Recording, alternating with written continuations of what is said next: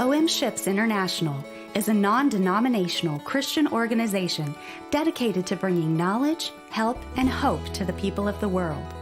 Since 1970, our vessels have welcomed more than 45 million visitors up the gangways in over 150 different countries and territories. For many, a visit to one of our ships is the first time they've ever had access to good quality literature at a price that they can afford. And this attraction often brings thousands of visitors to the ship each day. Our current ship, Logos Hope, features the world's largest floating book fair, and with over 5,000 titles of Christian, educational, and children's books, there's something for the whole family. Many people without access to education have learned vital skills and have been able to enhance their lives through a purchase from the onboard book fair. While in port, the crew also come alongside the people of the country in practical ways, providing water purifiers, eyeglasses, library projects, and more in an effort to share the love of God in a tangible way. God has used books from the OM Ships ministry and the practical service of Logos Hope's crew to impact countless lives for His glory.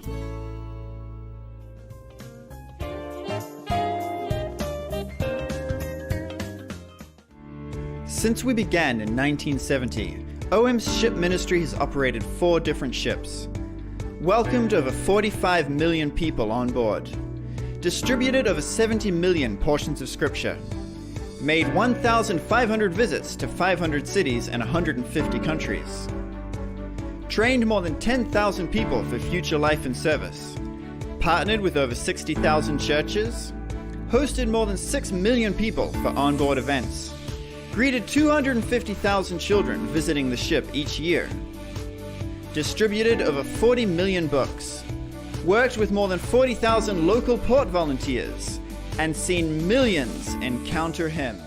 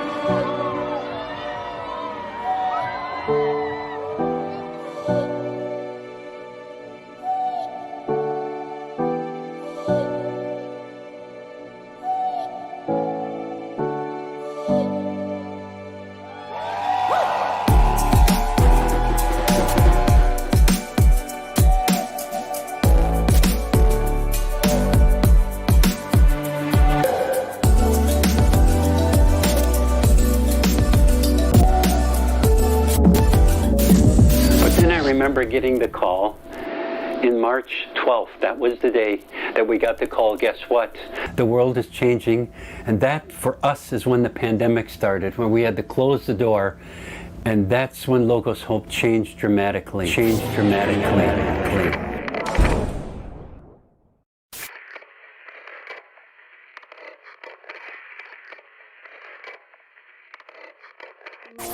We went into a form of lockdown, a form of kind of quarantine. You all know about that. But here we're on a ship with 420 crew members. How do you do that on a ship? So it was a time of great change for us. But I want to tell you, it didn't slow us down. We went into what we call a building together in the Spirit. And it was a great time of ministry where we came together as a family. We came together as crew members, and we changed things up. We did a cross-divisional kind of swap departments. Some of the people that worked in the deck department went and worked in the engine room, or the engine room went and worked washing dishes. It was just a cross-divisional change. We also engaged in ministry courses. Every single crew member had actually gone through the Kairos program by the end of this.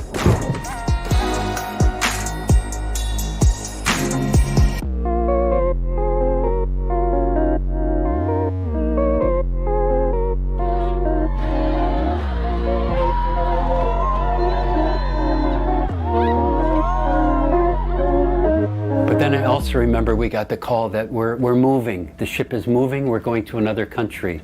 We're going to Bahamas.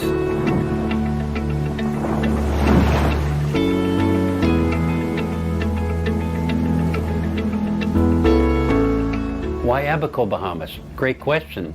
Well, can I tell you? Abaco, Bahamas actually got hit by one of the worst hurricanes ever, Hurricane Dorian. And we were invited to partner with another ministry, come alongside to take our crew members off the ship and go and assist with whatever we could. Over 700 people have been fitted with free eyeglasses. I know that several hundred people have gone through our dental care ministry, so they've been able to come and get dental work done. As well, we had teams going out every week to go do construction, to help with putting roofs on, putting shingles on.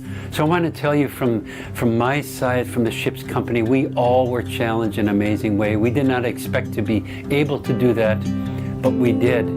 God knew what was coming, and that He really had it for us to actually step into His world and go, okay, Lord, this is what you have for us. This is what we're going to do. And that's what we did on board Logos Hope. I would like to say in closing, thank you very much. There are people listening to this who you have been prayer partners for not just months and weeks and years, but for decades. I also want to thank those of you who are financial partners with us. Really, without your donation, without your financial assistance at such a time as this, we could not continue on. So we are very grateful. So on behalf of myself, my leaders, all the ship's company, we want to say thank you and special blessings to you and your families.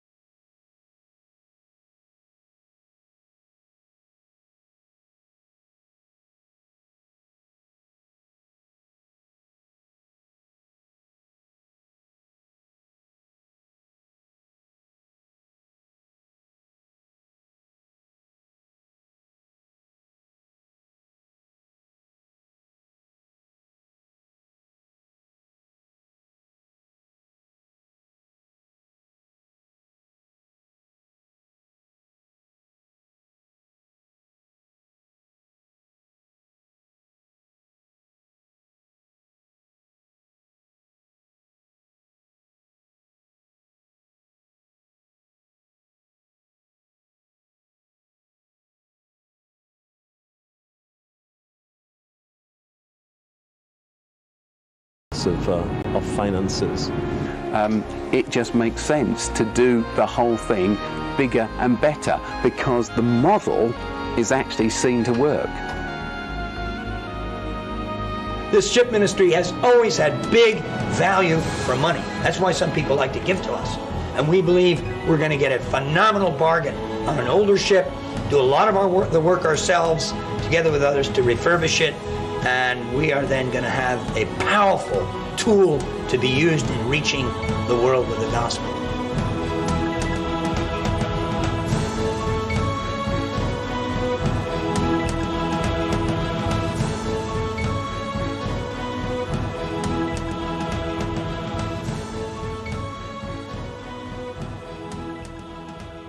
Well, hello there, and I hope you enjoyed that short video. Now is the hour that we just looked at, and it's my privilege today to have the man with us that comes up a lot in that video, and that's the former CEO of OM Ships at the time of getting the Logos Hope into ministry, and that's Ben Gulka. Bent, welcome to you. I'm sure there's many people on this call right now that that know you and Margaret. Just tell us a little bit. It's been a number of years since you've left the leadership of OM Ships. What have you been doing in that time since you left OM? Well, it's certainly been a few years since we left. We left in 2009, and at that time we moved to Berlin because I was invited to take the leadership of the German branch of what is Samaritan's Purse. It was then known by another name here.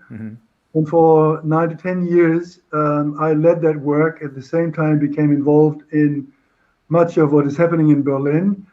So it was another worldwide ministry that we became involved in. And a couple of years ago, I ended my official involvement. And since then have been involved with some other ministries, advising them and being on their boards and helping them to grow as well.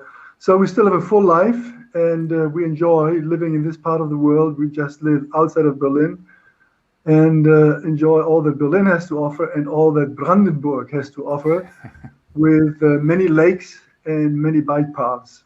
Wow, great. Well, it must have been pretty emotional for you watching that clip. Now is the hour. I wanted to ask you just right at the beginning, really, just give us an insight. Take us back, probably, I guess, 2 decades now almost, to the journey to actually begin to what would ultimately be getting the Logos Hope. From my point of perspective, there was no special experience or supernatural revelation at the beginning of this story. It rather was a process of much prayer, reflection, and discussion. And this resulted in our vision being refocused and reshaped. And that actually was the beginning of the Logos Hope project. An idea that was discussed in the 80s, by the way, was couldn't we extend the Logos, sort of put in another middle section in order to create more space. So there were all sorts of crazy ideas going on. We often were not really well equipped to minister to the people in the ports that we visited because the crowds were so big. The greatest advantage of the ship ministry was that ships are mobile. They were capable of drawing up to 1 million or more than 1 million visitors per year. And for us, the question was, are we using the ministry opportunities that God has given us to the best we can? As part of this process, we commissioned an extensive research project worldwide. We wanted to find out answers to the question, is the ship ministry still a valid ministry today? This research was conducted by David Greenlee, who spent many months interviewing people, and he came back with extremely helpful and important insight. It highlighted the uniqueness of the ships as we knew it. People everywhere experienced the ships as a place where the Christian message became visible and real. And in many places, the ships brought, as we saw in the video clip as well, brought unity and encouragement. And David's conclusion was, if the ship ministry didn't exist, it would have to be invented. Ben, that's fascinating to hear that. You're, of course, somebody that's lived through a lot of this history, right from, as you were just saying, just the very seeds of these ideas that go back many, many decades. What are for you some of the absolute highlights that just stick out in your minds? I know there are so many of them, obviously, but just tell us a few of them for a moment. Well, first of all, I want to say that I don't want to start with specifics, but with a very general highlight. And I think the most general, biggest highlight was that looking back, we witnessed God at work. And we experienced that God invited us to join him in doing his work. For me, that was an incredible highlight to realize that. I remember visiting the Logos 2 in the Caribbean, excuse me, and taking a walk with the then director, Otni Jensen. And we had just been appointed, I think the second time, to the Nerona. And I shared with Otni Jensen, who was from the Faroe Islands, that this was the case. And I told him that somehow in my heart, there was a story that wouldn't go away in my mind as well. It was the story of Jesus telling his disciples to go to the man in the city and say, untie that donkey, the Lord needs it. And Otni Jensen got very excited about it and wanted to communicate to the chairman of the Smyrna line, whom he knew personally. Negotiating then later on with Smyrna line was an experience in itself. I remember after the first bid that we did, we weren't accepted, and then they called us, and they called me on my mobile, and they said we are here together as a board, and we want to offer the ship to you, and we want to know, do you want to buy the ship? And so I said, well, next Monday we have a day of prayer, OM worldwide. All of the OM fields will join in, and we want to hear from God. Is this what God wants us to do? And at the end of the day, we can sign if we all agree. Later, I heard that not everybody on the board there was a believer in Jesus, and it was the strangest business meeting I think they ever had in selling that ship. So that was a highlight. Last but not least, the thousands and thousands of people who got involved, whether it's volunteers, whether it's donors, leaders, all of them stepped out in faith, and each individual had their own story to tell of how they experienced God in this entire phase. So many highlights, so many wonderful things. On a very personal level, I had the privilege of untying the donkey, of letting go of the last rope in Køge when the Logos Hope sailed into ministry. That was special, especially since it started to some extent off with the story of the donkey. So powerful to hear these things. As you reflect back, what is some of the learning that you took away from that particular chapter, that particular season in your life? I'm too far removed from the ship ministry to say, boy, I wish they would do this, would do that. That's not my place anyway. We rejoice in what God has done for us and where God has led us. But for me, I think then as now, one of the most important things, and that would be point number one, is vision. It is my personal experience that a ministry needs a clear, unified vision. That means asking questions and finding out what is needed. And then, with much prayer and reflection, formulate a vision, communicate it, and follow it together. The second that has really been etched into my life has to do with expectations. I've been in touch with many Christian ministries, and many ministries sometimes find it hard to know how to deal with expectations. It's vitally important to clarify expectations and decide how to deal with them. Ask the question, are the expectations legitimate or are they not? I've often found that it is counterproductive if individual expectations publicly conflict with the agreed and communicated expectations of a ministry. And it's often here, at this very point, that unity fails. The third aspect that I've thought and talked a lot about is problems. We usually call the difference between the way things are and the way we believe they ought to be a problem. The label we give a problem depends on the way we see or imagine things, and compare it to situations that we can relate to. We go back to our past and say, oh yeah, it was similar then and there. This means that the problem that we perceive is primarily subjective and not objective. Often I've been asked to help solve a problem. But the truth is, and I could say much more about this, the truth is many of us prefer a problem, as somebody said, that we can't solve to a way forward we don't like. So that's the third, problems. The fourth, that I've learned much about, and I think I've really grown a lot in as well over these last 10 years, is the whole area of accountability.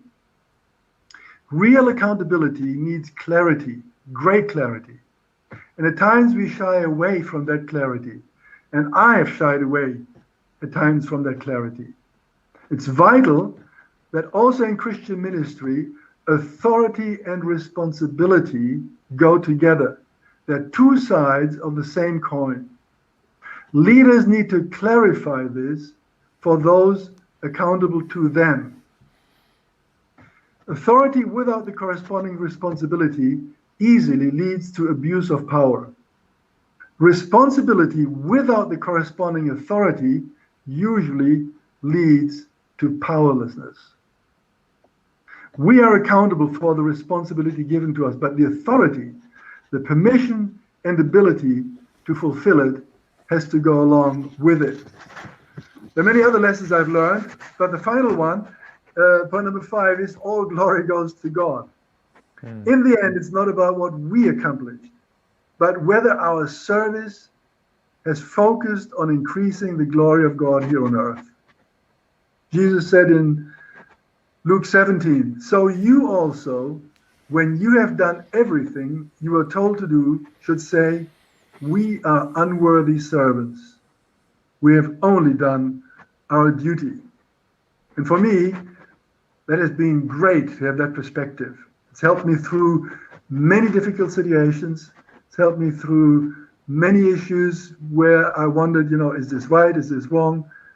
And I hope I can go forward in that way. And again, thank you for being able to share. Ben, it's been wonderful. Thanks so much for taking the time to be with us today. We wish you the Lord's blessing, and hopefully we'll be able to meet up with you again at some point in the future. Have a good time, and we'll see you soon. Thank you. Thanks again, and God bless.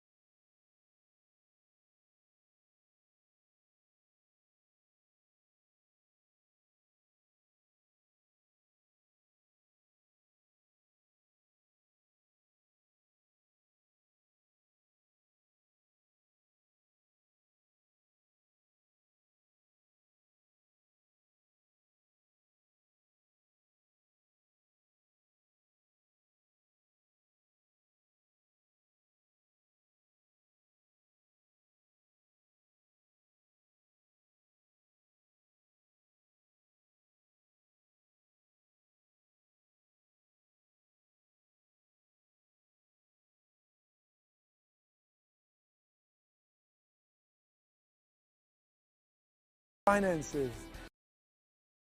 So thankful to many in the OM family who have helped facilitate that this now is a possibility. And we now look forward to great ministry in the years ahead with this ship as she brings knowledge, help and hope to many ports around the world. Thank you again for your involvement.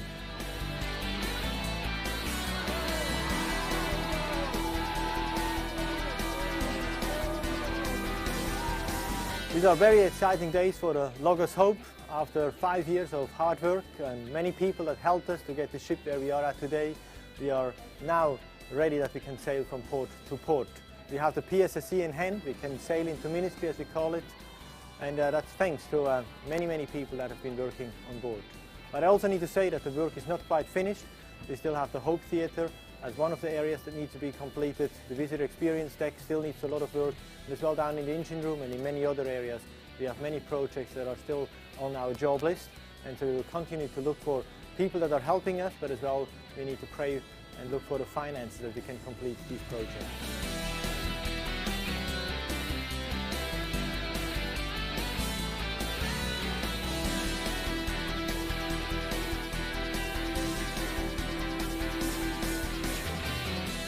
As the Logos Hope sails out of Denmark, we are excited and enthusiastic about future possibilities with this ship.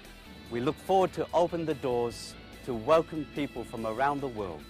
We want to thank partners who have stood with us over the years in this project to bring us to this special moment in time. We pray and we hope that everyone who visits will have a personal and unique experience of God's love on the Logos Hope.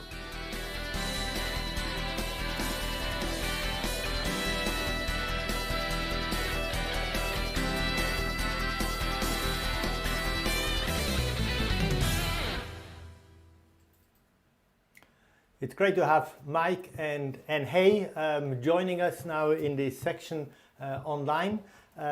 Mike, of course, was the director during the Logos Hope project, like from 2006 onwards till the first couple of months in 2009. And we invited them into this live stream because we would like to hear from them how their season was. Great to see you, Mike and Anne. Hello. Great to see joining us from Australia. Traveling is not so straightforward right now, but great that you can be with us online, and wonderful to see you always. As you were leading the Logos Hope community during the season of the outward work and in the first couple of months in ministry, of course it was a timeline that was kind of moved like the carrot on the stick in front of the donkey, a bit further and better further. What are your reflections, your biggest memory? What do you think about when you think of this season? Well, the impressions, certainly hearing Bernd, seeing the younger version of you and myself was very encouraging. But I really think of what Bernd said to us when we first arrived, that this will be a place of beautiful colour. And I kept in my heart, and I think many of us kept this, John, I know you did, that this ship will have a greater capacity for people to experience goodness of God, the good news of Jesus, with the extended book fair, Journey to Life, the cafe, the theatre, the Logos Lounge, the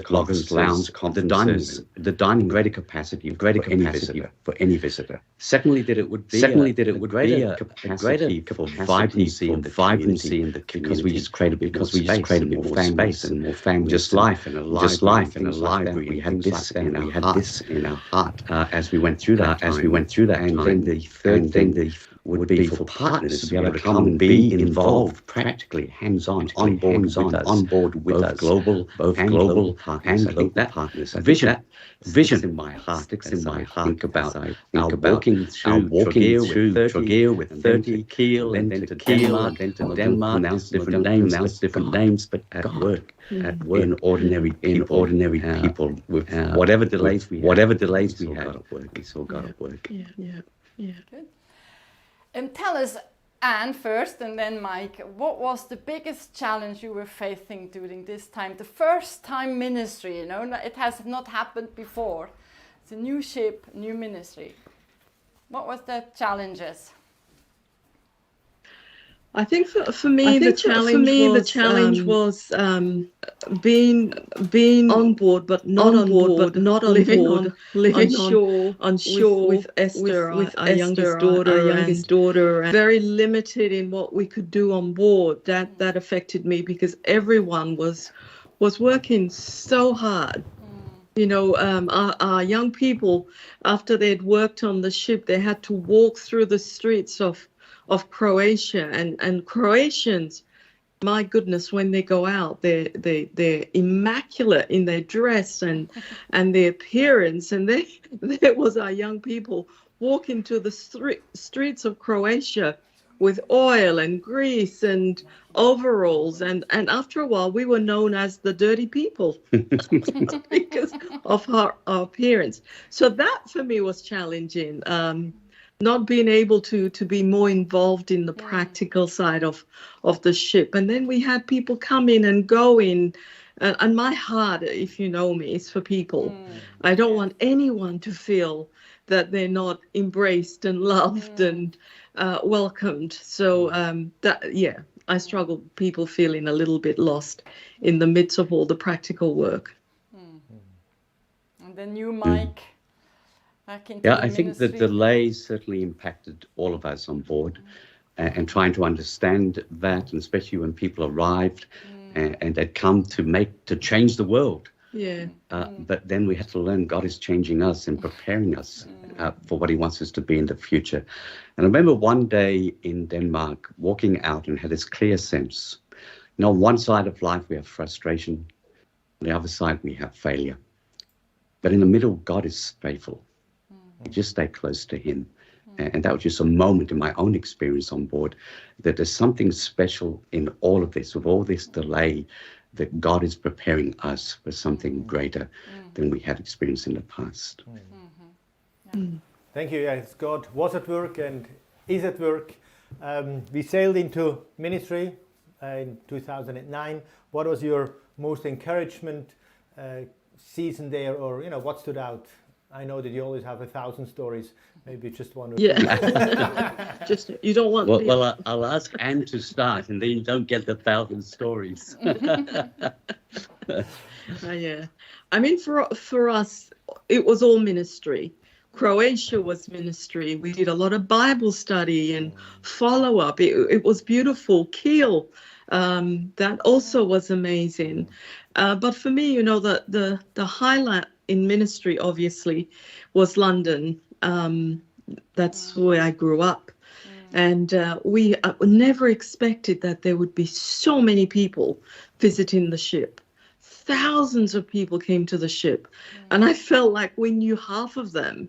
So we had people in the lounge, we had people in the dining room, we had people in the cabin, and we're thinking, how do we coordinate all of this? And we had a small team from our church, actually quite a big team from Northwest London, came to visit the ship. Sorry, I'm in India now. Came to visit the ship, and they brought with them Hindus and Muslims, and they were so impressed with the ship.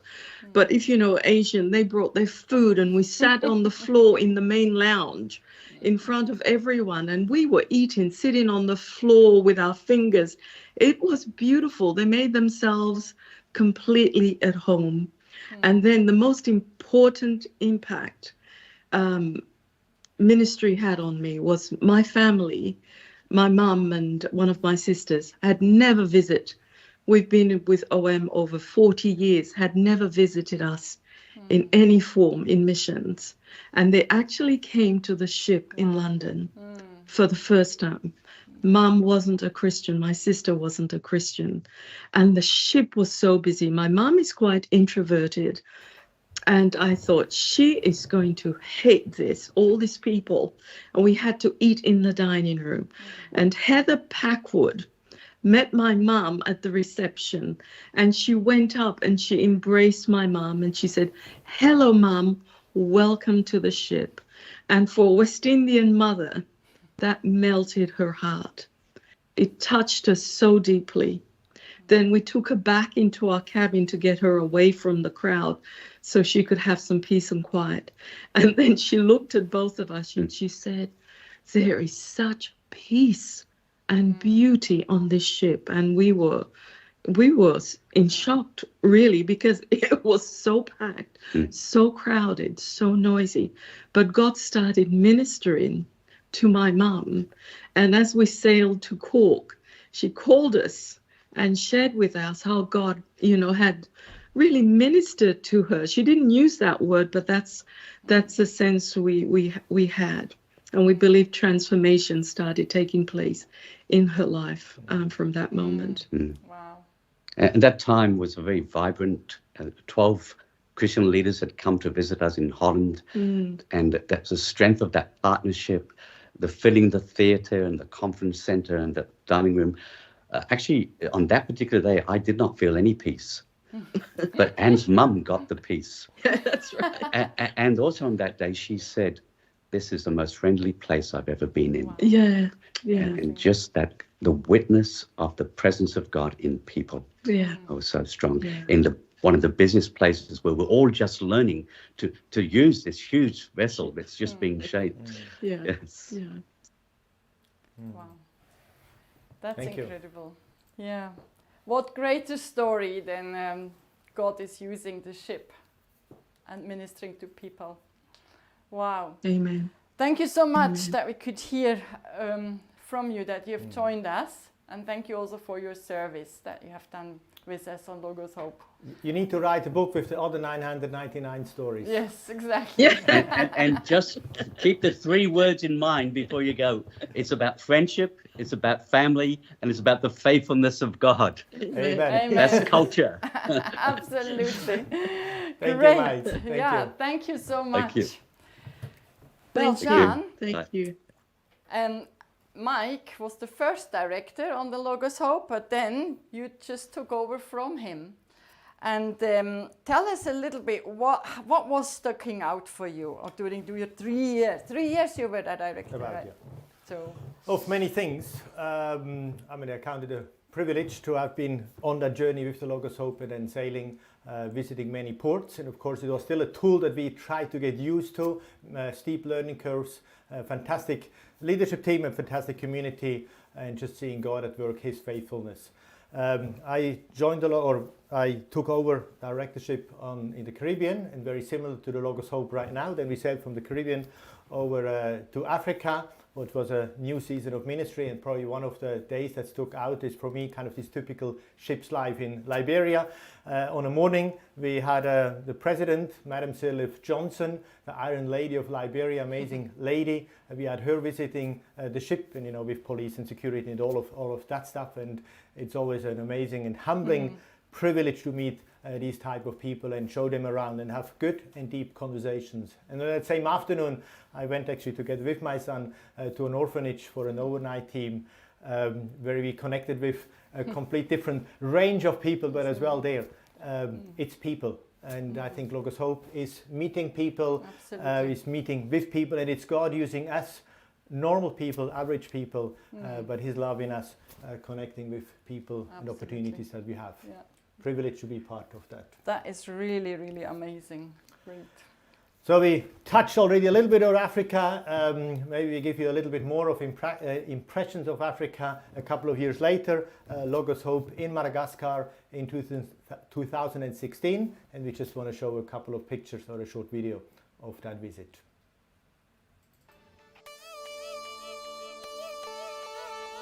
Salam Atupko. My name is Jan. Welcome to Tomasina, Madagascar.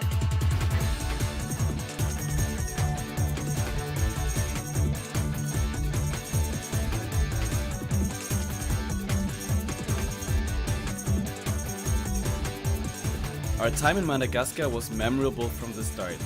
Upon arrival, Logos Hope crew members were happily surprised to be welcomed not only by people on the quayside, but also by the crew of Africa Mercy and other vessels.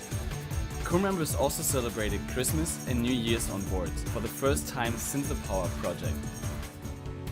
In the midst of Christmas celebrations, Monsieur Ramanana Barthelemy Samuel, representative of the Chief of Region, Atsianana, came on board to officially open the book fair to the public. Logos Hope partnered with local believers to impact the lives of Malagasy people in various ways. Some teams went door to door, sharing the gospel with people in remote areas, while others went to local prison to do programs for the inmates.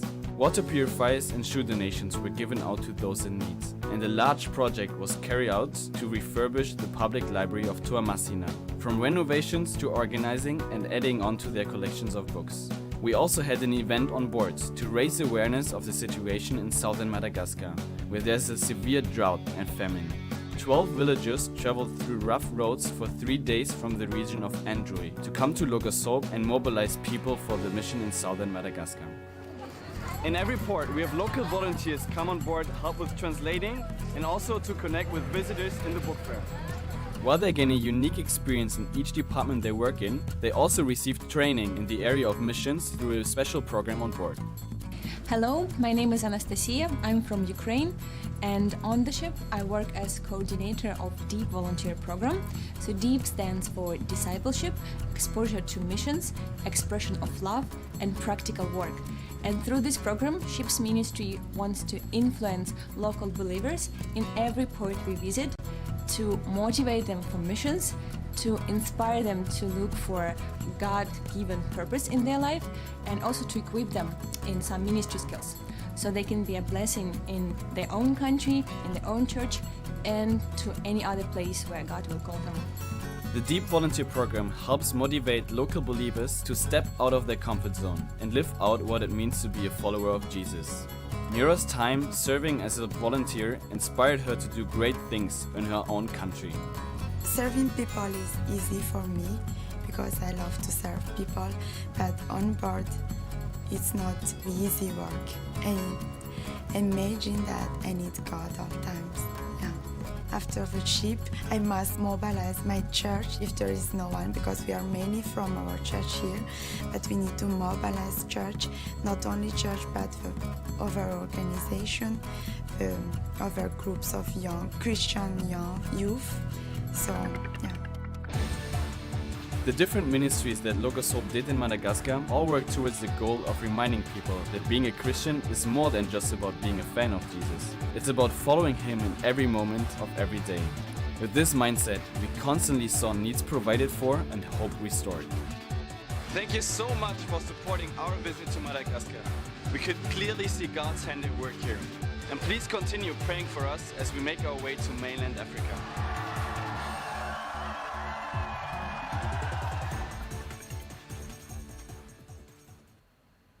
It's great to have Seelan with us this afternoon as well.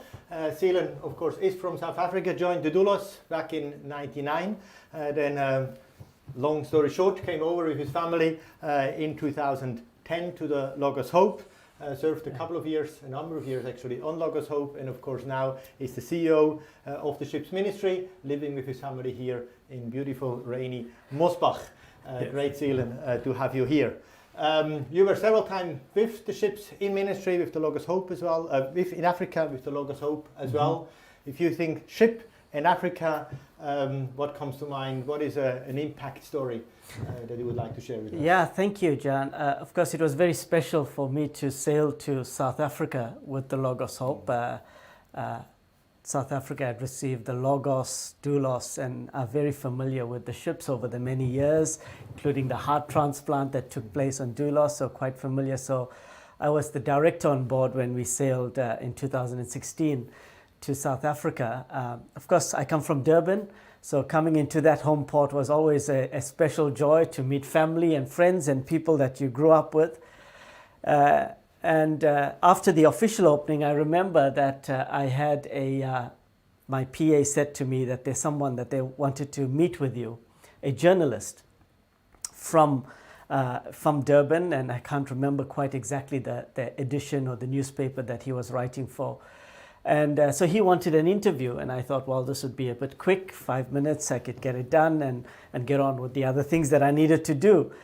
But he came, and he was very unfamiliar with our faith. He was very surprised at the ship, and he sat in the dining room with me, and he started to ask questions about me and where I come from and what led me to the ship. But very soon it moved towards the people on board.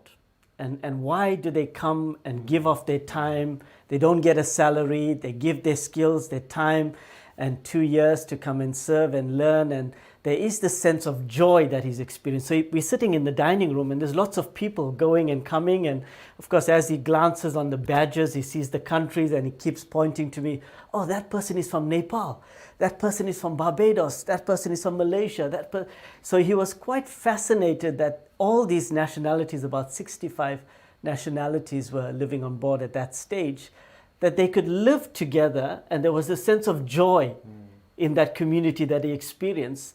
And he kept on asking me again and again, but why is it? He says any university around the world could have all these nationalities, but somehow this ship had a different sense to it, the experience, the atmosphere. And of course, I talked a little bit about my life, of how God came into my life and transformed my life, which is what he did in the life of everyone on board the ship. And I had a very wonderful conversation with him about life and transformation and what happens when God comes into our life to transform us into the person that he wants us to be, so we can live out what he wants us to live out. So that was quite special for me. Of course, he wrote an article on the newspaper that many of the leaders of the pastors, the city, sent to me afterwards, saying that they were very encouraged by this person because he was quite well known in the community. Yeah. Thank you. Yeah. Thank you, Seelan. We will hear Seelan a little bit more Yes. later in the program again. We try actually this afternoon to give a couple of snapshots of different regions, areas where the ship is at, not necessarily in chronological order, but more kind of different regions. And we now want to watch a clip where the ship was in kind of the Canaries and in the Mediterranean, visiting, of course, some super exciting ports. So we gave back to a video, and then we will see us here again.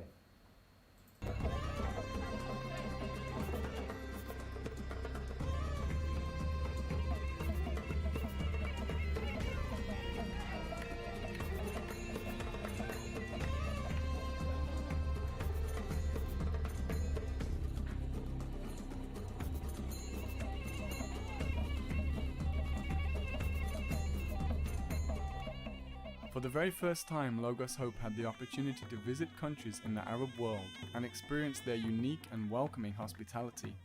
A new culture was waiting for the crew, but also many encounters and new friendships.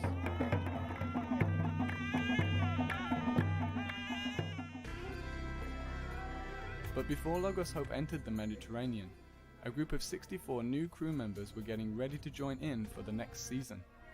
They received some training about living on board and showed great enthusiasm as they finally joined the ship. Still in Las Palmas, an international night was organized on shore.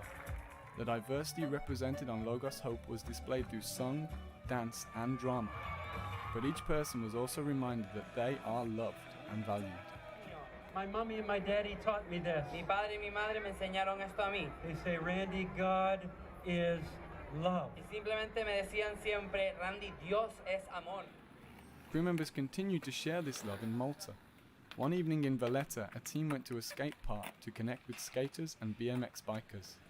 That evening I met a teenager about 14 years old, and we just started talk about random stuff. We came to a point that we started talk about his relationship with his mother that was not so good.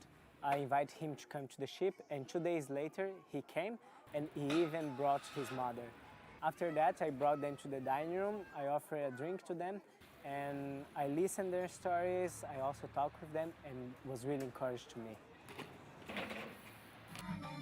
Then Tripoli was the first port in an Arabic country for Logos Hope. The Libyan hosts were eager to share their culture on the ship, and visitors loved hearing more about crew members' cultures. Among the more than 130,000 visitors that boarded the ship in Libya, many of them sat in the international cafe, had a conversation with a crew member, or even wrote in the captain's log, which is a digital logbook for messages on the deck.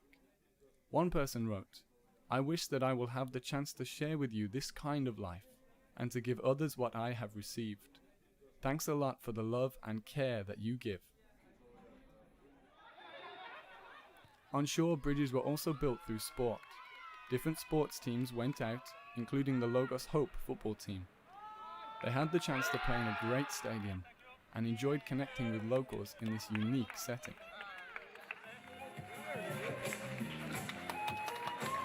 But a highlight for each port in Libya was the International Night. In Benghazi especially, visitors showed great interest in what the Logos Hope was offering. I come to the ship maybe 6 times. This is my 7th. The ship is very nice and everything is like it on the ship, okay? And big thank for everybody working on this ship and in the crew, okay? And I like it and thank you for this good night. And I hope to see you again.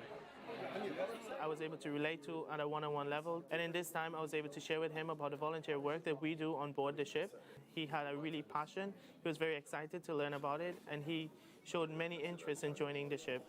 Anderson met Tahar on the visitor experience deck, and after inviting him to the International Night, his passion had not decreased. And I admire their work, their volunteer work here on the ship, leaving their home and their jobs and their families just for volunteering for sometimes incredible.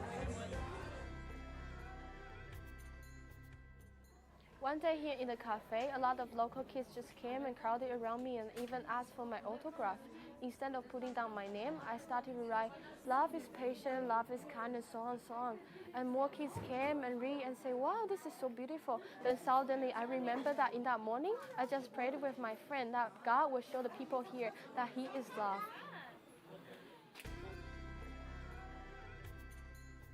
In Lebanon, the last country visited in the Mediterranean, even more teams went on shore. One of them went to a refugee camp to help a local organization in distributing home supplies and food for more than 40 families. More packs were prepared for the following 2 months.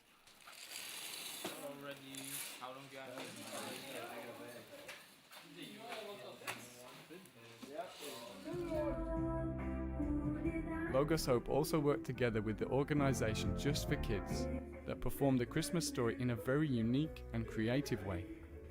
In the Hope Theatre, more than 6,000 kids had the chance to participate in this event. While the kids enjoyed the story, some crew members were in the organization's offices in Beirut painting their walls.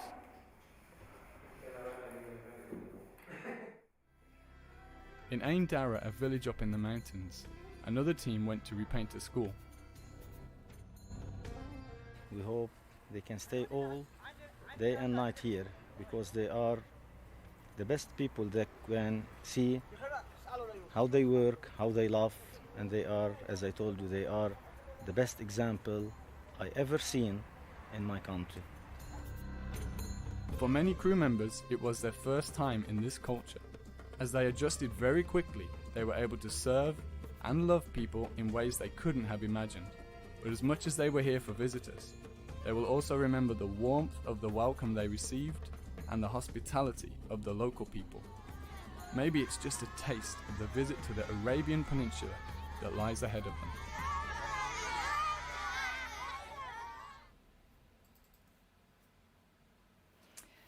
It is so great this afternoon to also have Rodney and Irene Hui with us. Hello, both of you. Hello. Great to see you again. Rodney, you have been with OM since 1975. I don't even want to calculate how many years. And Irene, just slightly less, 1980 you joined. That's a long, long time. But it was so great to serve with you together on Logos Hope. You were the uncle and the auntie, Irene.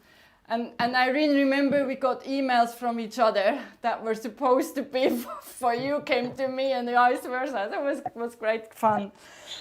But tell us a little bit, how was it on board the ship? You as Asian, and then the ship was in the Asian region. How was that for you? But both of you, just share.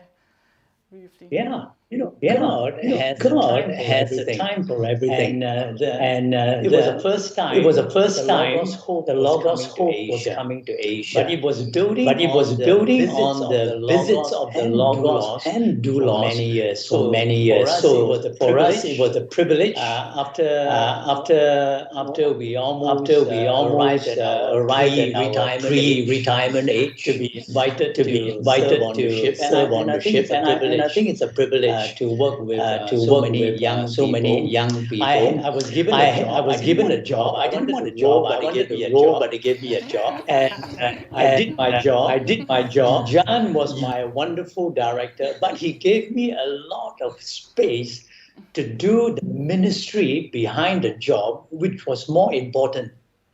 So I was really busy with my wife, hosting people,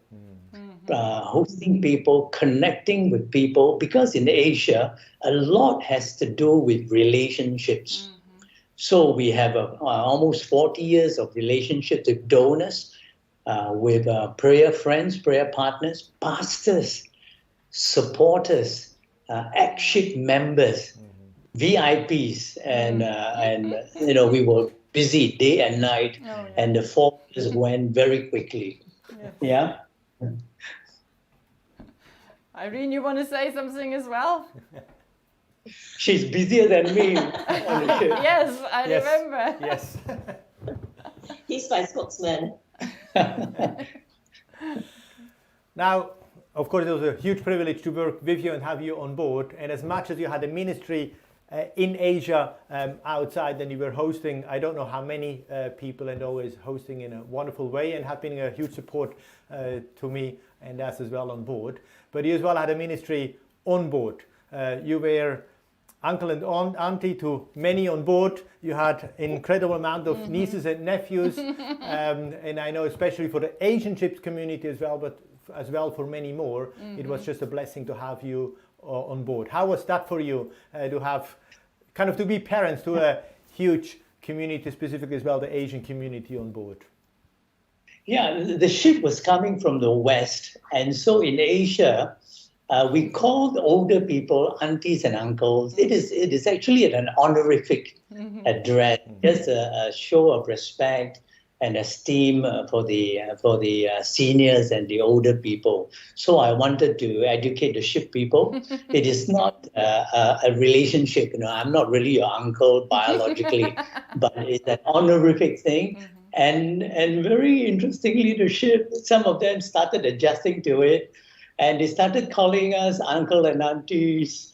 And even when they go to on shore, meeting with older folks, they will call them uncle and aunties, which is a very nice, very intimate kind of address to us. And of course, on board, we are often more than uncles and aunties. We are like their absentee fathers and mothers, and some of them, are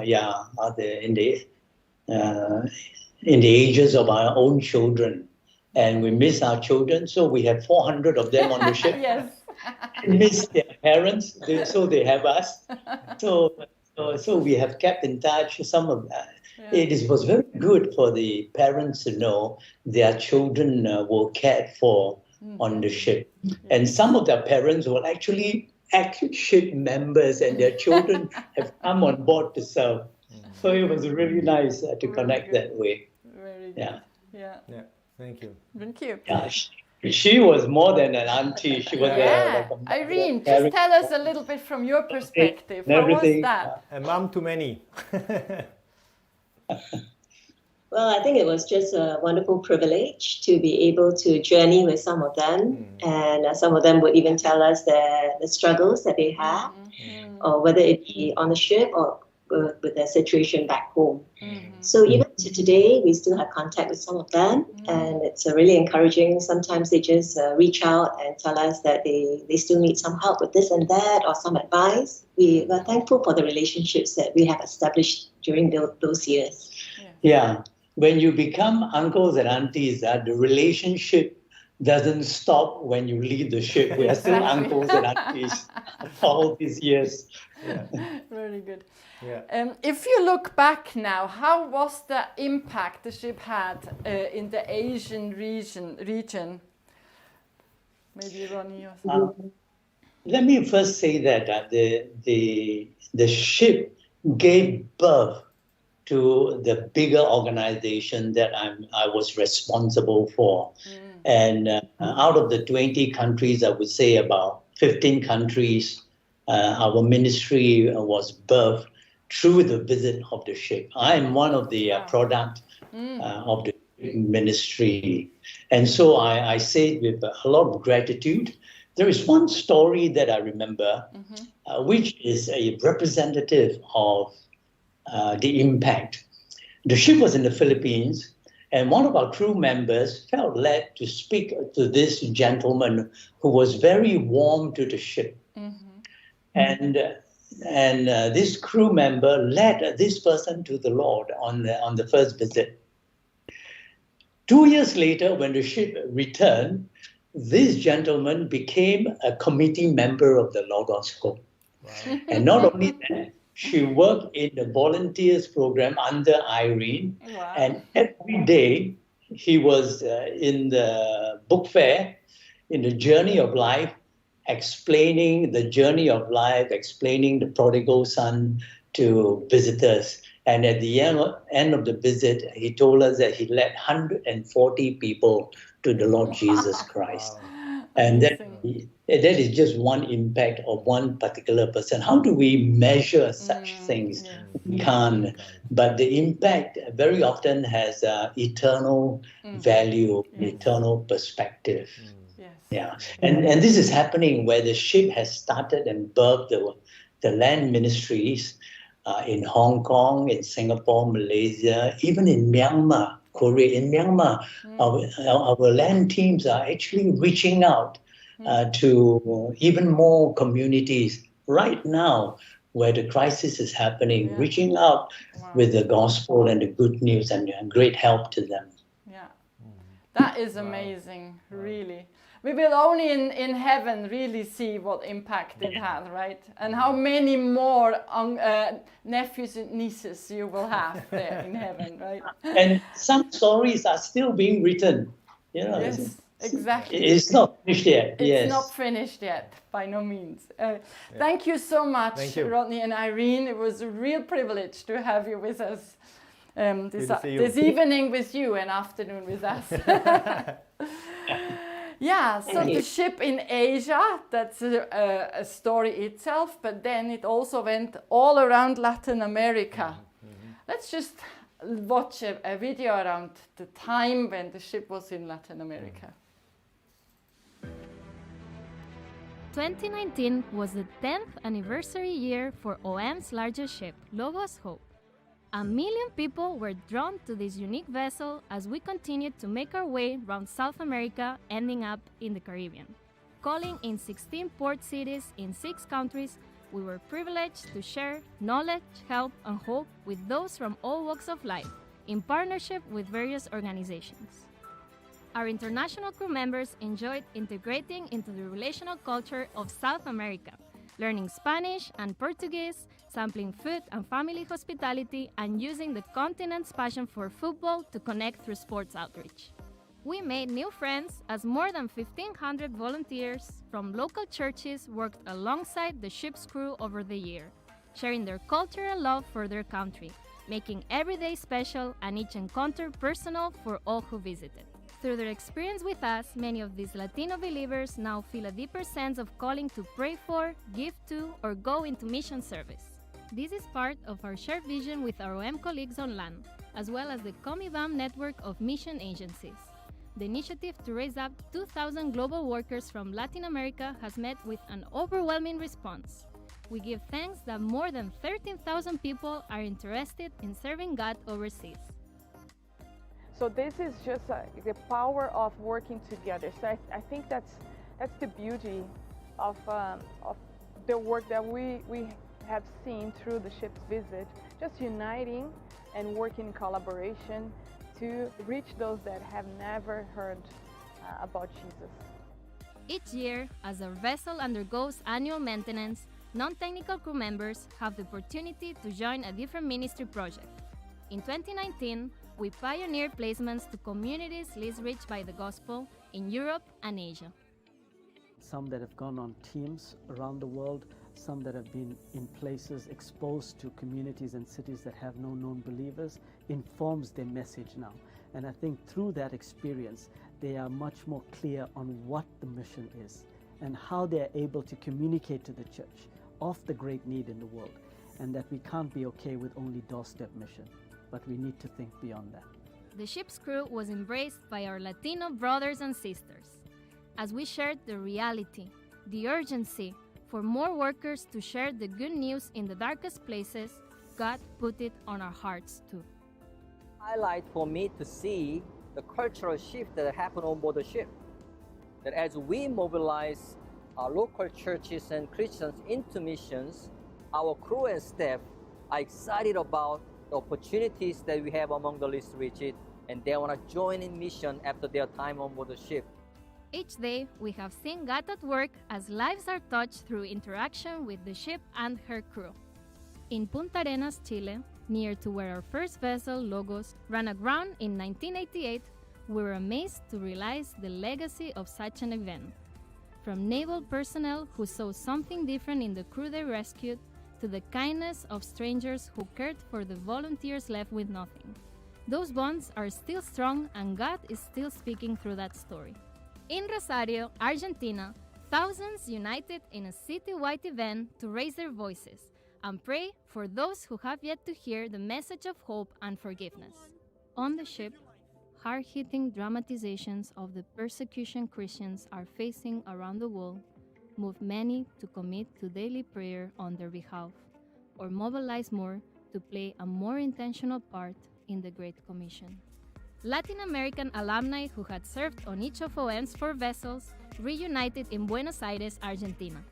They were encouraged to see the ship ministry today and were an example to our current crew of how a season in mission can shape lives and lead to further ministry involvement. Ship teams had so many opportunities to share knowledge, help, and hope, from remote river-dwelling communities to inner-city homeless outreaches, dental clinics, school visits, building projects, and even a surfing ministry. We met people where they are and saw God at work in special ways. Logos Hope's book fair was bustling as people were eager to take home the Spanish and Portuguese literature we brought to the region. Close to 950,000 books were sold, more than 400,000 of them on Christian topics. Almost 70,000 Bibles were bought and 375,000 portions of free gospel literature and New Testaments were given to the people we encountered. As we depart from this continent, we give thanks for the work God is continuing to do in each of the ports we visited. Next, Logos Hope is calling in some Caribbean islands, following up on work started there in 2017 and encouraging our partners in mission mobilization. As we prepare to cross the Atlantic for a landmark return to Europe after 10 years, we are excited to collaborate for even greater impact. The Logos Hope visit is going to be a significant catalyst to draw people together, to work together in order to accomplish something far more significant than they could do as an individual church, as an individual denomination, or even a mission agency. 2020 will also mark the 50th anniversary of the ship ministry.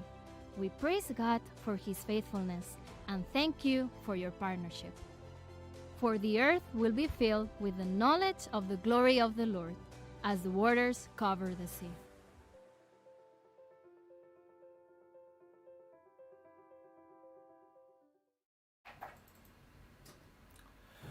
Wonderful. We are actually have now a live link with the Logos Hope, and it's great to see Uncle Randy. Randy, good to see you, always smiling. Don't know nothing else. I don't know where your book is with the yellow pages. That's kind of what is part of your outfit usually as well. But yeah, great and wonderful to see you. And of course, Randy is there with the whole community, actually part of this live stream as well. I don't know if it's technically possible that we see the crowd as well. We would love to say the crowd and say a big hello to you. Great to see you all. There it is. There it is. Would love to wave. with There you you go. Good. in the Logos Good. Lounge, but of course we are a little bit further away. But it's good to see you guys getting up a little bit early in the morning to be part of this link. So wonderful to see you all. Randy, you have been part of the whole journey, really, being part of the outfit phase, looking after the journey of life and a number of other things, being part of this first couple of months of ministry. Then you left the ship, you were with the ship's team in Florence, moving books and doing other things, and then came back to the Logos Hope. to take on directorship. And little did you know, the moment where you said yes, that you will become director, that your directorship is very different to what you expected.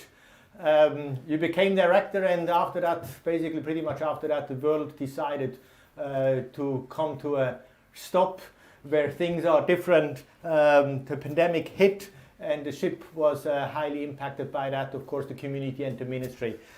How was that? How did you, as a person, as director, experience that? How did you, as a whole community, experience these last 1.5 years where things have been so different? Yeah, well, thank you, John. Yeah, well, thank you, John, and Irene, and everyone who's listening in this afternoon, this morning, this evening, wherever you are in the world. Evening, wherever you are in the world. It is great to be part of this. It's emotional for me to just kind of be watching, listening to the testimony stories, videos and so forth. But yeah, John, that's a great question. I think all of us, we kind of remember the moment. We kind of remember the moment when the world changed and we went into a time of pandemic. Of course, pandemic. Of course, living on a ship is even a greater challenge because we went actually in lockdown. And interestingly, Kim and I, who were in a meeting in the States, I came back to the ship immediately. She went to assist her parents' medical needs, and she was just going to come a few days later. But then the airline shut down, and we were separated for the first 5.5 months. So that's a very personal story. But on board it was also very unique because suddenly the doors were closed and book fair was not open and the iCafe and all the ministry that we had known for many years was just came to a halt. And I remember those first 122 days, and I always think to myself, Winston Churchill once said, "Never let a good crisis go to waste." And we did not do that. We pivoted as a ship's ministry. We started what we called building together in the spirit, and we started moving crew members into different departments, working as an engine. Worked in the galley, and the galley worked with the angels, and the angels worked in the deck, and so on and so forth. So we made lemonade out of lemons, it's sometimes said, and that was a precious time on board because everything did change, but we saw God work in a very, very unique way. I just would quickly say, if you do a study on people who are held against their will, kind of in a sense, not that we weren't, but in a sense we were, you find out people that were actually thought they would get out by their birthday or by Christmas or by their anniversary, and it didn't happen. They didn't do so well. But for the people that went a day at a time, literally enjoyed the joy of the Lord in their life, day by day by day, it just went day by day, they're the ones that make it and made it. And the scripture says that. Just make it a great day. Don't worry about tomorrow. So yeah, many, many stories as a result of that. But here we are as a vibrant community of Jesus followers, and praising God for it. And then, Randy, finally, you could open the book fair again, and things started slowly to happen. How did then the ministry look like the change from Latin America to the Caribbean after the lockdown? Yeah, well, we started taking baby steps. We went to a few island countries and actually did what we would call some holistic ministry. We got involved in hurricane and volcano relief in 2 different countries, in Bahamas and St. Vincent. In fact, maybe some of you saw the stories, saw the photos of being alongside in St. Vincent and Lucifré. The volcano erupted. Literally, as I'm standing on the quayside, this big plume, it was a good 20 miles away. We weren't in danger, but there it was. It happened as we were on the quayside. So we were able to do some of that, and then also started moving to other countries and started opening the book fair. And even over the last 3 ports, even this week, we made it. We made a record 2 days ago. We had 909 people on board in one day. So that was amazing. Great. There's the clap. So we have been able to move forward in that regard, yes. Opening book, I think in our last port, we had 101 teams went on shore, church teams and other opportunities. So we are inching forward. Yes, and we are following you and praying with you as well, and excited for the opportunities that you have. Being with Randy together a couple of years, the typical question is what happened. You can't believe what happened today. And Randy would have a story, and I don't know how many you won't believe what happened today story you have. You would be another person that definitely needs to write books or a series of books with all these stories. Tell us one of your favorite impact story of the last couple of months. Yeah, thank you. No, as I was watching the videos, literally, the Lord allowed Kim and I to be in every one of those ports of the videos shown, and it's just, it's a bit emotional when we know and see what happened in transformation. But, you know, my story is actually, I would say my story for the year is, I like to go on the bridge when we're sailing. I just like to go up there late at night and look at the screens and so forth. And one night I went up there, we had just leaving Abaco, Bahamas. We were on our way to St. Vincent. And I walked over to the radar screen with the commander in charge, whoever the captain, I'm not sure who it was. But we opened up that radar screen up to like 100 miles, whatever. And on that screen, you can see other ships that are in the region. And as we looked at that radar screen, we start pointing out all the cruise ships. Like there's a Disney ship, and there's the Royal Caribbean ship, and there's a Freedom of the Seas. And there were dozens, literally dozens of cruise ships that were just adrift. They weren't sailing. They were ships going nowhere. They're just sitting adrift for months and months and months. These ships would go ashore, get fuel, get food, and they would go back out adrift. They weren't functioning. But here we were, the Logos Hope, probably one of the few passenger ships that were actually able to continue to sail. There we were sailing right through on that radar screen, right through all those other ships. And that was a moment for me when I really sensed God say to me, you know, like, I see you, I know you, I have a plan for you, and I'm going to keep the ship sailing. And I will never forget that. And I wish I'd taken actually a picture of that moment, because it was a confirmation to all of us on board. I shared with Ship's Company that God has allowed the ship to remain open in the midst of a world pandemic, and to actually be salt and light, and to be a vibrant community to wherever He took us at that moment. So that's just one of many stories, but one that'll never be forgotten. Wow, this is really powerful, Randy. And for sure, God is with the ministry, right? We wouldn't celebrate 50 years if God wouldn't be in the midst of it. But now, Randy, you're preparing to sail across the Atlantic and to Africa. Can you just tell us, what do you do? How do you prepare the community from the Caribbean to sail across and then Sierra Leone? What is your plans? How does that look like?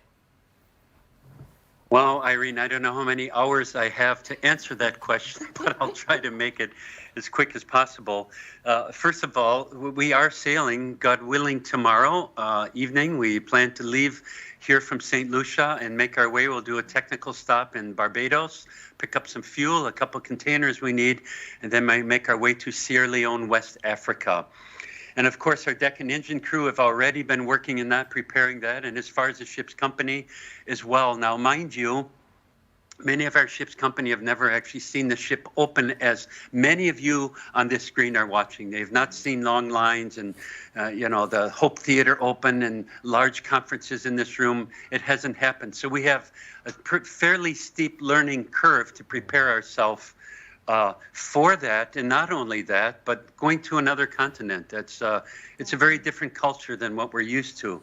But I can assure you that I have a room full of very excited crew members. They're ready to learn, to embrace, to partner, all of that, and that's what we'll be doing. We have actually Colin Phelps has joined us for the sail from OM Africa. We're partnering with OM Africa, and together we seek to really just step our feet on that soil and just to bring the love of Christ into the life of these people, to mobilize and to serve together. So that's really kind of our plan. Yeah, there is some intensive training, kind of planning to do a lot of church teams. So we're working through that. So a lot is happening, and I feel very confident In fact, you would be so blessed if you could meet these crew members. I'm just so proud of every one of them. It's really exciting what God has ahead for us, and we are ready to sail, I can tell you that. Wow. Thank you. Thank you very much, Thank you, Randy, and the crew. Yeah, thank you, Randy, and the crew for being with us. Thank you, Randy, for your leadership in these past months, as well in these coming months. We follow, of course, many on the screen follow very closely the Logos Hope ministry. So we pray for you and with you as you set sail across the Atlantic, and for the ministry coming to Africa in the weeks, months, and years ahead of you. Many blessings, and thank you very much to all of you. I say goodbye to Logos Hope and zoom in here again to my right. Bye. Where we have Ceylon. Bye. You can wave. Oh, yeah, they wave. Bye, Logos Hope. Bon voyage. Bon voyage. Thank you. Ceylon and I actually just returned from Africa. We were this week in Kenya for some meetings, and now we talk about Africa with the Logos Hope going to Africa. Ceylon, what are you excited about? What do you see with the Logos Hope moving towards Africa? Yeah, I think as Randy has said, whenever the ship, and he has been there several times, whenever the ship had visited Africa, there was always a lot of vibrancy, color, dance, music, etc. that the crew members get to experience, and we get to learn from the African church. But I think as we think about going to Africa this time, I think one of the key differences for us is that we are working in partnership to go and learn what God is doing in that nation, and particularly in that nations rather, particularly in raising awareness of people towards areas of the world that we are not clearly seeing the visible move of God in communities. And I refer particularly to the Sahel region, that 150 million people, very few of them would have the understanding of who Jesus is and what he has done for them. So as we go to West Africa, our desire is working in partnership with the OM in Africa and many like-minded organizations to mobilize the church, not to lift their eyes towards their church, their nation, or the ship per se, but to lift their eyes towards areas of the world in the Sahel, just next door to them. That today millions of people live and are born, they live, they die, and would never have the opportunity to know who Jesus is in a way that they can understand in their heart language. And so our desire is to see a movement of God's people through the catalyst of the Logos Hope and the community on board as they live their life following Jesus. They are not super spiritual saints. They talk about ordinary people loving Jesus, wanting to serve him and follow him, but to live out the kingdom of God wherever they are. We want to see many more people catch this vision to go and do this in the Sahel region. Thank you. And of course, so the Logos Hope is coming to Africa. You want to give us any snapshot more as you, not only Sahel, but what do you see? I think of course West Africa, we hope to be there from around the middle of November until February or so, end of February, March, West Africa, and then we will sail north towards the Mediterranean and spend some time in the Mediterranean region, because our heart is really that the ship is seen as a catalyst, that we are actively wanting to see 1 million churches mobilized. We're actively wanting to see 1 million people praying persistently for communities that are not experiencing the love of Jesus or the life of Jesus in their midst today. And in partnership, our desire is to see 1 million people go be the hands and feet of Jesus in these communities.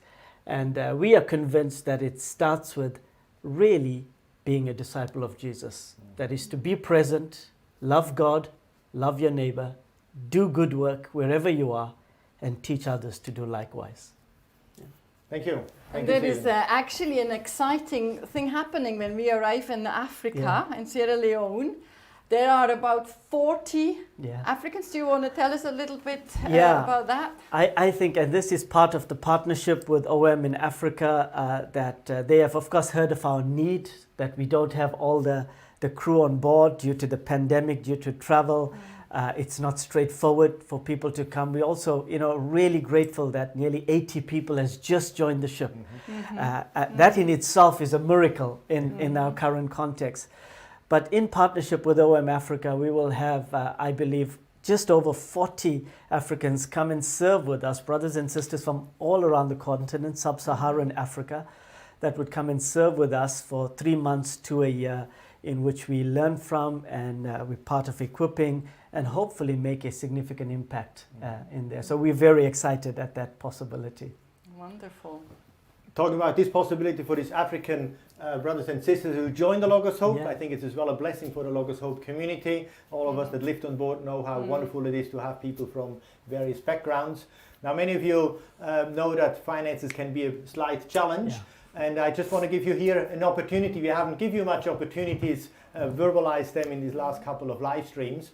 But just as you're watching that and think of these Africans going on board the ship, we are looking for finances actually to support these 40 Africans that will join the Logos Hope. So we'll have the opportunity via OM Ships or via your national OM field with this National Worker Fund to specifically support Africans on board Logos Hope for their ministry and the impact that this will have on the community of the ministry of the Logos Hope, but as well on their individual life. So if you get excited about that, I warmly invite you to be part of that and support Africans on board Logos Hope.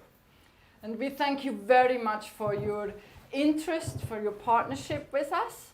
And if you want to continue to be engaged, I mean, all the 50-year anniversary from the Logos, the Logos 2, the Doulos and Logos Hope video clips will be on our link, so you can go and revisit and watch that.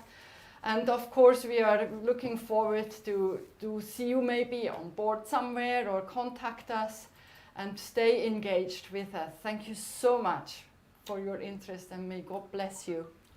So thank you for being with us, for joining us this morning, this evening, this afternoon, whatever it is with you, or if you watch it later, whatever time it is anyway. God bless you, and we want to close this live stream today with a review of the ports that the Logos Hope has visited over these last 12 years by now, and they are now in chronological order, Logos Hope review. God bless you, and bye. Bye-bye.